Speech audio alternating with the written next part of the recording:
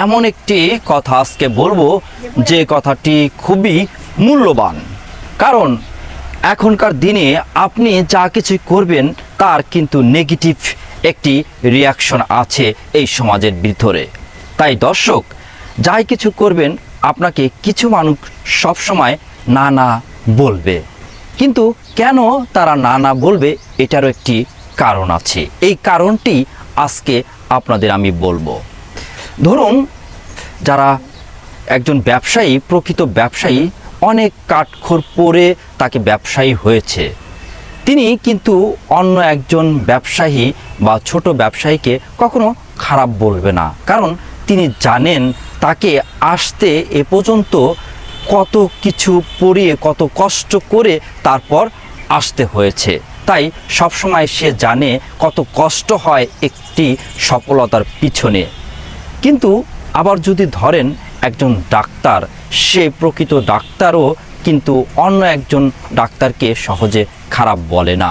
কারণ তিনি অনেক পড়াশোনা করে, অনেক কষ্ট করে কিন্তু এই ডাক্তার হয়েছেন। তাই আপনি যখনই যা কিছু করবেন, এটা পিছন থেকে কিছু মানুষ সবসময় আপনাকে টেনে ধরবে। তাই এই টেনে ধরা কিছু আপনাকে মনে করা যাবে না। আপনি সামনে এগোতেই হবে।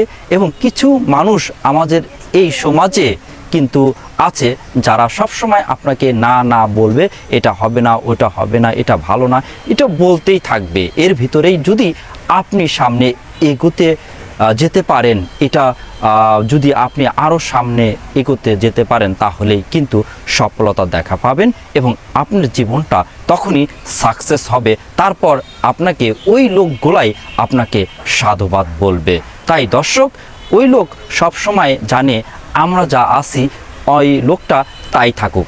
সে কথা তারা কখনো চায় না যে সে অন্য কিছু করুক বা ভিন্নতা হোক।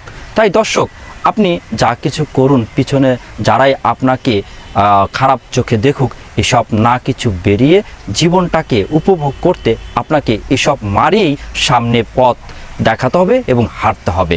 তাহলেই আপনার জীবনটা সার্থক হবে। দর্শক, ধন্যবাদ। থাকুন আমাদের সাথে, উইজিয়ার সাথে। আর যদি আমাদের এই চ্যানেলটি একটু ভালো লাগে তাহলে অবশ্যই একটি সাবস্ক্রাইব করবেন এবং আমাদের পেজ রয়েছে, এটাকে লাইক দিবেন।